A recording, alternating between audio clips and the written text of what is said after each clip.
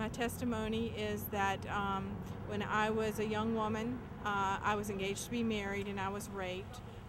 Not long afterwards, I found out I was pregnant, and I was devastated. I didn't want to have an abortion. I was scared, and my husband was wishy-washy. He really couldn't make a decision what he thought I should do. I didn't know who the rapist was, so I didn't think I could have DNA back then to find out who the father was. So I told myself that the best thing was to have an abortion, because that way I wouldn't be giving a birth to a baby who wouldn't know who his father was. And immediately after they took my baby, I knew that it was a huge mistake. I felt horrible. I felt shame and pain and regret and sorrow, and I knew deep in my soul immediately when they took the baby that this was more than tissue, like the abortion industry had told me. I just knew there was something very sacred, and I felt this horrible, horrible sadness. I remember being in the recovery room, and there was like 12 beds all lined up beside each other. I don't remember anybody coming in to check on us to see how we were doing or anything. I just remember it feeling like hell, pure hell, just cold, empty, alone, no one caring, wondering if you're going to make it through, bleeding terribly, and no one seemed to care. And that's all I really remember from that day. I blocked the rest from my memory, except that night I woke up in the middle of the night shaking all over, just really, really just uncontrollably shaking. And it wasn't an emotional thing, it was a physical thing. And I was freezing, and there was no one around, and I thought I need to call the abortion facility and tell them what's happening to me. And have I lost too much blood? What's going on? And I remembered them telling me, if you have any problems, just go, don't call us, go to the emergency room. And I was just like, I don't feel good enough to get in the car and drive myself to the emergency room. So I was going to call my fiance, and then I thought, well, what can he do for me? He can't come over here and save my life. So I just went back in bed, still shaking all over, covered up in the covers, and just lay there until I finally fell asleep. It was very, very hard.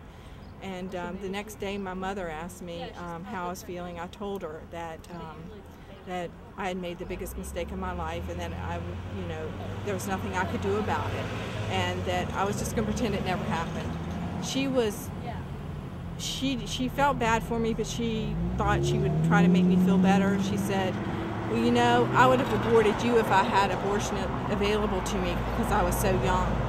She thought this would make me feel better. However, I just felt this horrible sadness, because I knew that had I been given a choice in the womb, would I want to be born? Of course I would want to be born, even though I'd had a lot of problems in my life.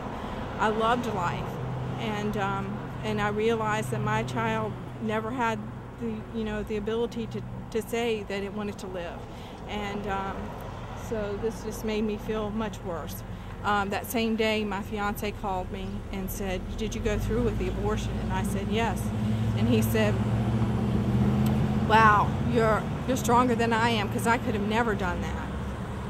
And I was just like, oh my gosh, I wish he would have told me that a day earlier. I wouldn't have done it.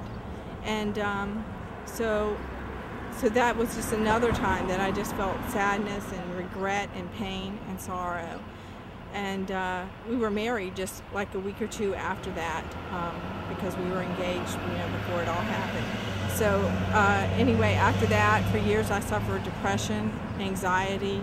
With my other children, I suffered terribly through the pregnancies, worrying that I was going to lose them, especially during the next pregnancy, in which I started having some strong, a lot of bleeding and some cramping, and I thought for sure I was going to lose my child. And I just knew that God was going to punish me for what I'd done to the first baby. So I suffered severely with that. And I had nightmares. I had the same dream over and over, that a child was in my care, and I kept forgetting to feed it, and it was starving to death. And it was too late, and it was at the point of death, and the parents came home, and wanted to know what had happened to their child. And it was just horrible, horrible feeling. And then I would wake up just feeling horrible about myself, just with sadness and shame and regret. And this went on for years. And finally, years later, I became a Christian, and I realized that I had to go to confession and confess what I had done. And during that process, I gave my life to Christ, and I realized that He forgave me, and that He gave me the ability to forgive myself then. And so that's why now I am part of Silent No More, and I go around to different cities in Virginia and speak the truth of my abortion, hold signs, and bring other women in hopes of changing women's minds who are in crisis pregnancy, and also to hopefully save some lives. How do you think the abortion affected your relationship with your husband? Oh, it has caused a lot of problems. Like, before I became a Christian, I would get so angry at him over, sometimes big things, but a lot of times small things.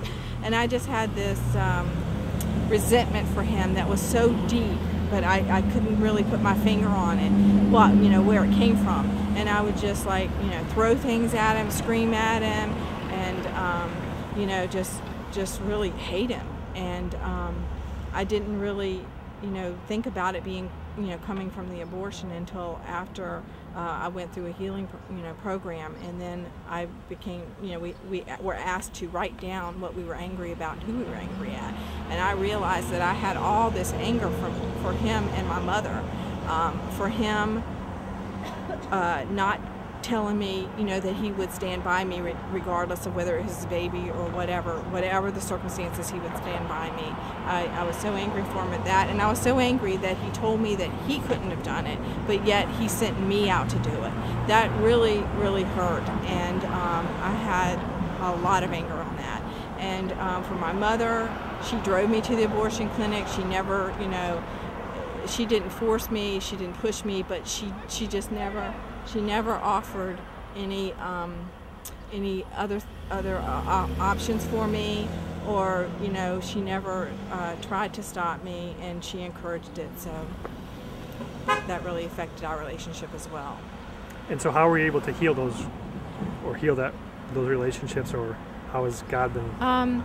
Well, like I said, when I went to the Rachel's Vineyard retreat, I came in contact with those emotions and brought them out to the surface, and through my belief in Jesus Christ and His mercy on me, that He has given me, and that He has forgiven me.